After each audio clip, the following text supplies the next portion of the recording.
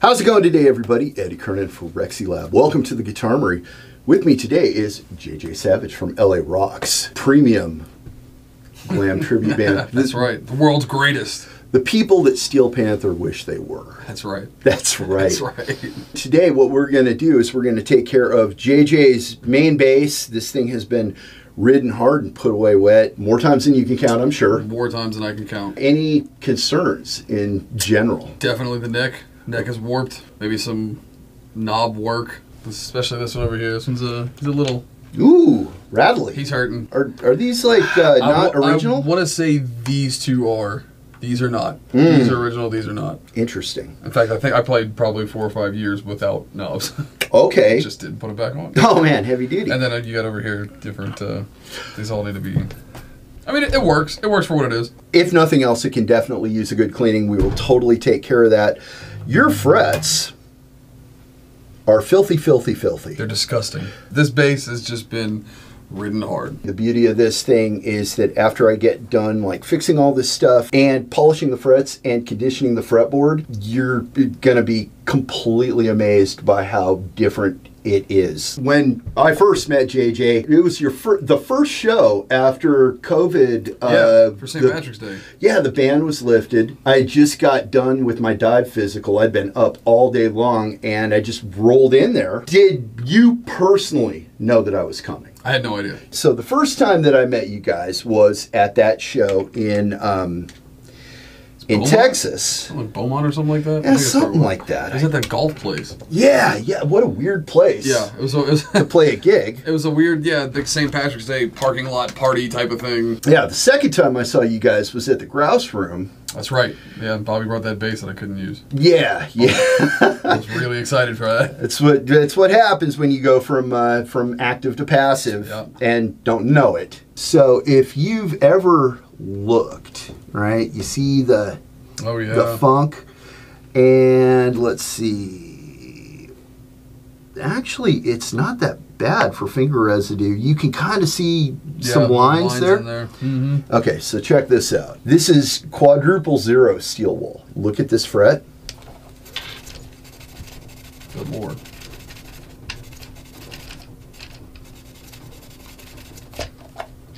Okay. Wow. Now, first feel that one, and then feel the one I just polished. Wow. Right? That's crazy. Just some steel wool like that. Yeah, but you got to make sure it's quadruple 0. So we'll sit here and we'll kind of do this while we talk about that second gig. At the first one, you guys signed that poster and everything for... and Teddy played the guitar. And all for Brad. Yep. The first kid that the Squishy Guitar Project donated a guitar to. Then you guys came and you helped us. You and Blaze came. Yeah. And that's right. Yeah, and you helped us give that guitar to Brad. Mm-hmm. Dude. Blew his mind, huh? Blew his mind. You didn't really get the opportunity to see how scared he was when he first walked in. We were hanging out in the back. Somebody said that you guys were more nervous than if you were going to go play a show. People are there. There's faces in the crowd, and the lights kind of wash out, and it's really a lot of like silhouette bodies that you're playing to. But giving Brad his guitar was something totally different, man. That was face to face, one-on-one. Yeah, and not only that, but I mean, you had his parents there too, and everything, cameras and all that. Yeah, all that stuff. The news was there. It was so cool. They were. Yeah, the news. We made the news. I forgot about that. How cool was that? Man, at the end of it, he went from scared and like kind of hugging himself to I love all y'all guys. Yeah. We actually saw him at they came to see us at the Sugarcane Festival a couple weeks ago. Because that was the very beginning of the Squishy Guitar Project. Right. You know, his dad asked me if I'd ever heard of you guys. You know, I'd heard of you somewhere. Maybe I saw you on a billboard playing like the Paragon or something like that. I don't know.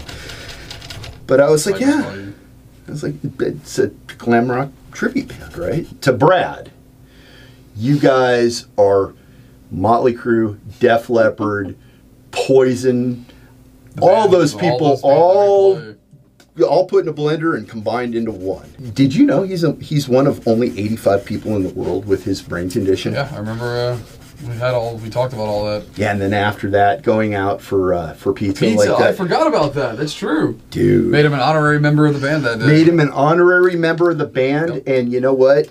Like, when I first met his dad, he was looking for a guitar for him, but he had just had a huge surgery, and his dad had been laid off because of COVID. Yeah. So money's tight. Yeah, they couldn't even swing there. He was looking at this black guitar with a sticker of a skull on it. Yep. And it was like, I think $79, and he couldn't swing it. We made him that guitar, and I mean, there were skulls, but there were no stickers, man. No, there were skulls all over it. There were no stickers. Nope. There are pictures of him for that surgery that he had to go through, and he was terrified. I mean, that's scary stuff, man. But then he came back and he told his dad after you guys made him an honorary member of the band. This still gets me every time when I say it. I'm going to try not to kind of lose it. I just want to let you know, Dad, I'm not afraid of the hospital or doctors anymore because I'm a rock star now, and rock stars are not afraid. That's awesome. I was just like, fuck, kill me now. This is never going to get any better. I'm probably really screwing up by saying this. This might get edited out. That's what editing's for. The next thing that the Squishy Guitar Project is going to work on is... That would be awesome. Almost as amazing as these pickups or these frets look. Give it a feel. Oh man, it's like Night and day. night and day. The guy who taught me how to do this, I used to tape all this off. And in certain cases, I still do. And I went into his shop one day, and he didn't. And I was sitting there looking at him going, what are you doing? And he's like, what do you polish the frets with? And I was like, quadruple zero steel wool. And he was like, what do you clean the fretboard with? And I was like, quadruple zero steel wool. And he was like, why not do it all at the same time? And I was like, oh! Damn it. Oh, Mr. Miyagi. If you do this without taking the neck off the body, all this stuff will stick to the pickups because they're magnetic. Yeah. Makes sense. What you want to do is cover those with blue painter's tape so that you can just pull that painter's tape off. So here's how you can tell that I'm a musician. Foot pedal. This is the kind of thing that doesn't often happen with, you know, a setup. You're getting the full meal deal here. So what we're gonna do is just gently, and I mean ever so gently, make sure that whatever fret sprout is on here goes away. Fret sprout is kind of a weird thing. We never used to have this problem in the 80s, back when I was a kid, because they dried the wood out right. But now everybody's in such a hurry. Yeah, I gotta pump them out. Run your fingers down that thing, like just down the sides of the frets. You can't feel the doggone thing, can you? Beautiful. This is naphtha. Magic serum. You probably know this by a different name. Give it a little sniff. What does that smell like to you? Like paint thinner. It's lighter fluid for a Zippo. Aha! Naphtha on this fingerboard to get everything that I didn't quite get with the steel wool. This is the beauty with this super fine steel wool. It won't take off or hurt the finish, but it works a little magic. Feel it now. Oh, wow. Right? Wow. Wow. Yeah. I have to get some of that steel wool. You guys are all about being happy and having fun. Yeah, that's kind of, You know? that's something we like pride ourselves on. The fact that you guys were having so much fun and everything, that was great. But the real magic of it was seeing how happy you made the audience. I can't get my new glasses fast enough. Ah, that has a center detent. Who knows what the hell this is? That's center detent. Center detent, this must be master volume. So this is your first time here. What do you think? It's overwhelming for sure. It is a little overwhelming. It is. Everywhere you look, there's something new. That is by design. Little circuit board, that's your preamp right there. There's almost nothing worse that you can do to take this outside in the Louisiana heat. which I know you do a lot. Play a lot of outdoor shows. Mm-hmm. You get a little... You know what I found out down here that I never knew? The French word for shower is? Yeah. I never knew that. So we are about to take a break, go out and test this thing to see how good it's working. Plug it up through the big rig. We're just going to get a look and see. Wow. I am very curious as to how in the world you didn't just pull that directly out of this thing at any given time. You and me both. And I throw that thing around a lot, man. I really do. Do you do the thing where you throw it around the back of your head and everything? I'm not that brave. That's also, we don't necessarily have a lot of stage room on most of these stages to do that. And doing that with a bass, man, that's... I was going to say, that's more scary. More a guitar thing. I don't know that I've ever seen a bass player do it. Cinderella, he did it. Really? Mm-hmm. Yep, blew my mind. It's good that he did something, you know, because he sure didn't do a lot of playing. Pretty simple stuff. But yeah, I mean, but I guess that's why you do stuff like that. When your bass playing is so simple, you kind of almost have to be a little bit more over the top and theatrical. Like Rudy Sarzo licking everything? Yeah.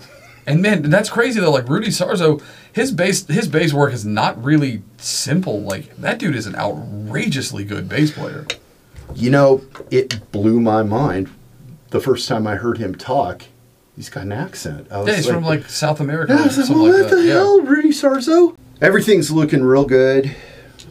No crackles here. No buzzing, no nothing.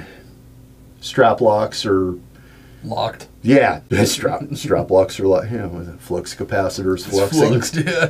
The next thing that we want to do, this is a big deal too. We want to make sure that all of the sweat and the skin and all that stuff that is in here when you don't wipe off your bass afterwards didn't get in here and freeze these screws. Oh. If they did, womp womp. Uh-oh. Something missing? It's full of gunk. Okay, well, all is not lost. Maybe we'll be okay. You see that? Yeah. Jesus. Everywhere. Grody to the max. If I can make this thing work, I'm going to be like so impressed with myself that nobody will be able to deal with my ego for days. Fortunately, I live alone, so it won't be that big of an issue. These things are so small. Yeah. That it's very easy for the hex heads to just go away. Uh-oh. Let's see if I can cheat. This stuff should be about ready. It's going to be all but one. Right. That one's good. Too good. It wasn't that one. That one is also too good. This one is also good. So it's got to be this one. Let's see. Oh, Jesus. Add to the suspense.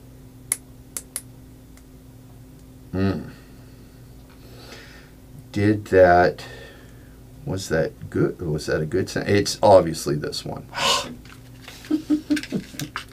going to get into the big guns here. Huzzah. Oh, man, you remember what I said about my ego being out of fucking control? Here it goes. Oh, I am the best! Feel like Jay and Silent Bob. Oh, all you who are not as super smart as me! I'm the best at being humble. Just ask me. I'll tell you how humble I am. You know, it's astonishing how humble I am. I don't take credit for anything. That's how good I am. It has been established that the frets feel great. Yep. Fingerboard is nice and clean. It feels good. Even the back of the neck, right? Mm-hmm. Not done yet. Ah. F1 oil. What it does is it conditions the wood.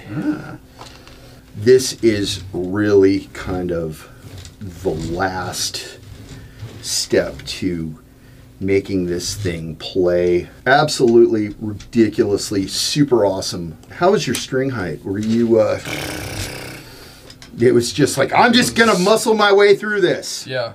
How hard is Unskinny Bop anyway? It's like, yeah.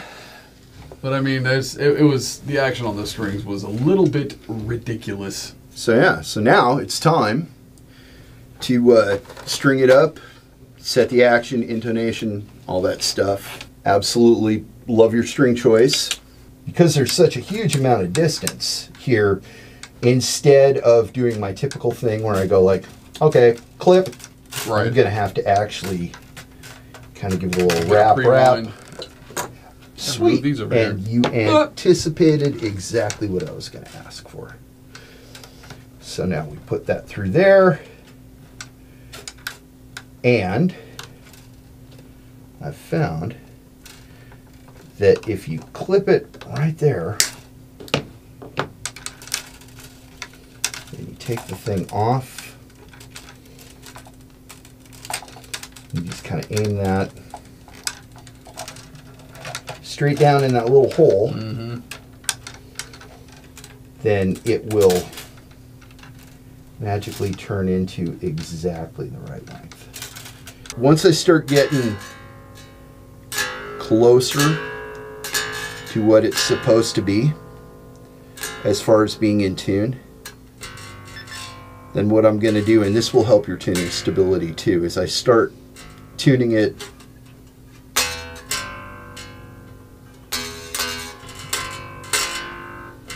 from the inside out. That will keep the tension even closer to the rod. I need my glasses. I need my new glasses so badly.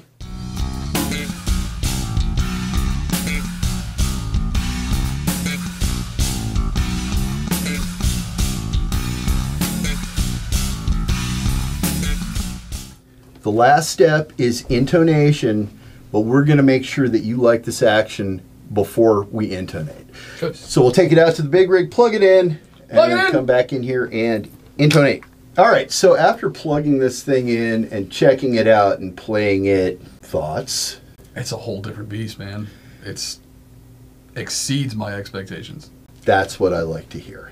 It's like that. Big old thumbs up. That is awesome. And yeah, it plays beautifully. We're not quite done. We can put this back on. Yeah, we didn't forget. Didn't forget.